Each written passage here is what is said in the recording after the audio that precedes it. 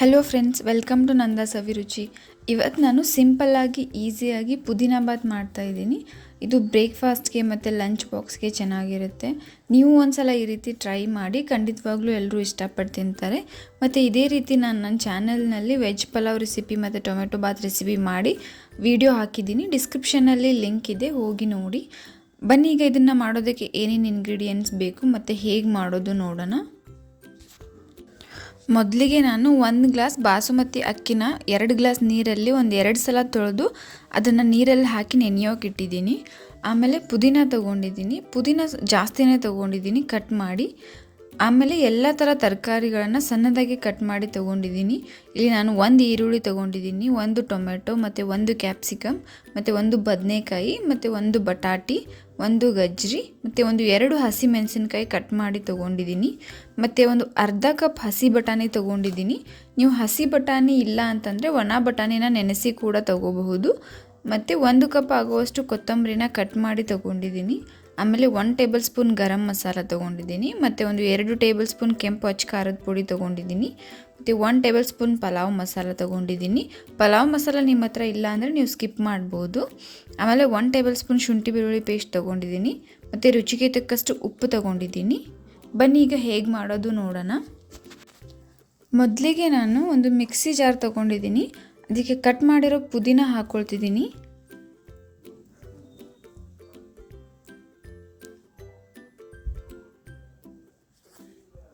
ಆಮೇಲೆ ಕಟ್ ಮಾಡಿರೋ ಕೊತ್ತಂಬರಿ ಹಾಕ್ಕೊಳ್ತಿದ್ದೀನಿ.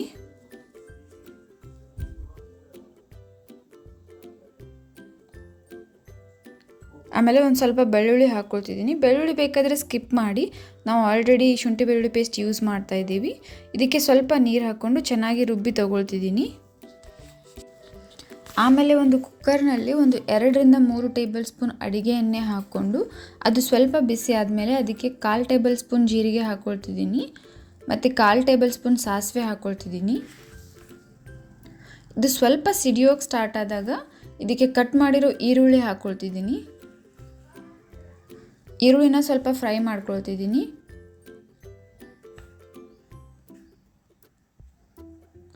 ಆಮೇಲೆ ಇದಕ್ಕೆ 1 ಟೇಬಲ್ ಸ್ಪೂನ್ ಶುಂಠಿ ಬೆಳ್ಳುಳ್ಳಿ ಪೇಸ್ಟ್ ಹಾಕ್ಕೊಳ್ತಿದ್ದೀನಿ. ಇದನ್ನು ಹಸಿ ವಾಸನೆ ಹೋಗೋವರೆಗೂ ಫ್ರೈ ಮಾಡ್ಕೋಬೇಕು. ಆಮೇಲೆ ಕಟ್ ಮಾಡಿ ತೊಗೊಂಡಿರೋ ಕ್ಯಾಪ್ಸಿಕಮ್ ಹಾಕ್ಕೊಂಡು ಅದನ್ನು ಕೂಡ ಸ್ವಲ್ಪ ಫ್ರೈ ಮಾಡ್ತಾ ಇದ್ದೀನಿ. ಆಮೇಲೆ ಇದಕ್ಕೆ ಹಸಿ ಮೆಣಸಿನ್ಕಾಯಿ ಹಾಕ್ಕೊಂಡು ಅದನ್ನು ಕೂಡ ಖಾರ ಬಿಟ್ಕೊಳ್ಳೋವರೆಗೂ ಫ್ರೈ ಮಾಡ್ಕೊಳ್ತಿದ್ದೀನಿ. ಆಮೇಲೆ ಇದಕ್ಕೆ ಕಟ್ ಮಾಡಿರೋ ಗಜ್ಜರಿ ಹಾಕ್ಕೊಳ್ತಿದ್ದೀನಿ. ಇದನ್ನು ಸ್ವಲ್ಪ ಫ್ರೈ ಮಾಡಿದ್ಮೇಲೆ ಇದಕ್ಕೆ ಕಟ್ ಮಾಡಿರೋ ಬಟಾಟೆ ಹಾಕ್ಕೊಳ್ತಿದ್ದೀನಿ. ಇದನ್ನು ಕೂಡ 1 ನಿಮಿಷ ಫ್ರೈ ಮಾಡಿಕೊಂಡು ಇದಕ್ಕೆ ಕಟ್ ಮಾಡಿರೋ ಬದನೆಕಾಯಿ ಹಾಕ್ಕೊಳ್ತಿದ್ದೀನಿ.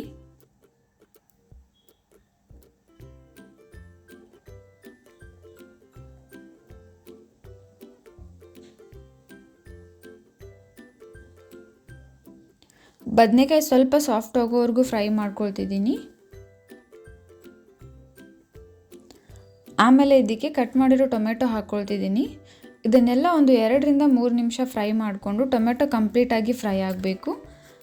ಆಮೇಲೆ ಇದಕ್ಕೆ ಕೆಂಪು ಅಚ್ಚ ಖಾರದ ಪುಡಿ ಹಾಕ್ಕೊಳ್ತಿದ್ದೀನಿ. ಆಮೇಲೆ ರುಚಿಗೆ ತಕ್ಕಷ್ಟು ಉಪ್ಪು ಹಾಕ್ಕೊಳ್ತಿದ್ದೀನಿ. ಆಮೇಲೆ ಗರಂ ಮಸಾಲ ಹಾಕ್ಕೊಳ್ತಿದ್ದೀನಿ.